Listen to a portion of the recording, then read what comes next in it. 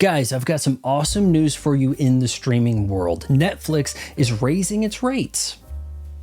Oh, brother, this guy stinks! Oh, don't worry, it's so they can continue to give you amazing content. Their cheapest tier, ad-supported, goes from $6.99 to $7.99 a month. Mind you, $7.99 is where this all started, when there was no ads and you actually were receiving DVDs in the mail. Actually, Netflix had free streaming if you had a DVD plan. Oh, but it gets better. The standard tier, which you're borrowing from your parents, goes from $15.49 a month to $17.99, giving you 1080p, which would be impressive if this was 2010. But for the real schmucks like myself, it is $24.99 to enjoy 4K with high dynamic range and Dolby Atmos or whichever, which might not sound that bad if the content was actually there. Oh, but Vaughn, Netflix's original garbage is all presented in 4K with high dynamic range and all the special surround. You can't really be complaining. Come on, you get to watch The Night Agent. Or you can watch Stranger Things, again, waiting for another season. Now, at the beginning of the month, Netflix did surprise me by dropping some recent Hollywood films, but limiting them to 1080p when I'm paying a whole lot for the 4K. And I think our boy Donald Trump needs to intervene. How about an executive order preventing the paywalling of picture quality? Paramount Plus, way the hell cheaper, has no problem giving me 4K with high dynamic range. Hell, Amazon Prime will even give you HDR10 Plus. Even though they started adding advertisements, they still say, okay, by and large, you can still watch this in good quality.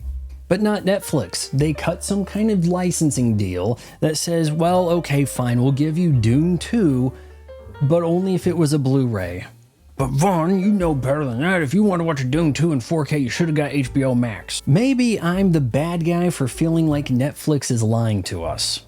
And where exactly is the money going for all this amazing content that we have to pay for that we're probably not even watching? Did you enjoy that farce of a boxing match? Well, most people didn't. And though you think you watched it for free, you're paying for it now.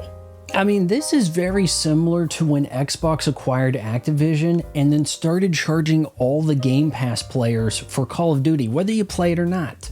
Because now I'm being charged for WWE Monday Night Raw, and I don't watch it. Why do I not watch it? It's not because I don't like modern wrestling. It's because the stars come out there, do a soliloquy, and then talk about challenging someone at WrestleMania, which is a premium live event and not on the thing I'm actually paying for. Meanwhile, a bunch of jobbers get out there, do some flips, whatever. And Netflix full stop cannot make a good original film. We got people complaining about this Emilia Perez because it's getting Oscar nominations. This is the point in which you want to complain about Oscar nominations? And as for the Netflix original shows, the quality varies, but at the very least, most of them look pretty darn expensive, at least more expensive than a traditional television show. And if you want to keep that show alive, you have to binge watch it as soon as it drops, or Netflix will cancel it before you get a chance. And I'm not saying they're going to pull it from the system, but you can't space this stuff out. Now, you have to watch all 10 episodes immediately, or the algorithm says, hey, we pulled some metrics here, and people didn't watch this yet. It's been out for a whole weekend, guys. I guess you got to go ahead and cancel it. Yeah, screw giving this show any time to build a viewership. I mean, no, it can't be very many shows that took a little bit of time to really get the ball rolling. Despite Netflix being the home of Seinfeld, Seinfeld would never have gotten as far as it did if it were on Netflix originally. They would have pulled that shit so fast. Or even Star Trek The Next Generation. Remember season 1? How rocky is that? You think Netflix would really invest in a season 2? So the value of these streaming services got you to cut cable, and now you're paying more than you did for cable for less. Now, I actually liked what AMC was doing with The Walking Dead, splitting the season, so you were never too far away from more The Walking Dead. You'd have a mid-season finale, and something big might actually happen. Maybe somebody with a name would actually die. But on Netflix, we are splitting the final season of Cobra Kai like it were a pizza. Frankly, I don't know how much Cobra Kai's left or when it even drops. But they're showing us a movie's coming. And the lockdown just exasperated all issues with Netflix's production.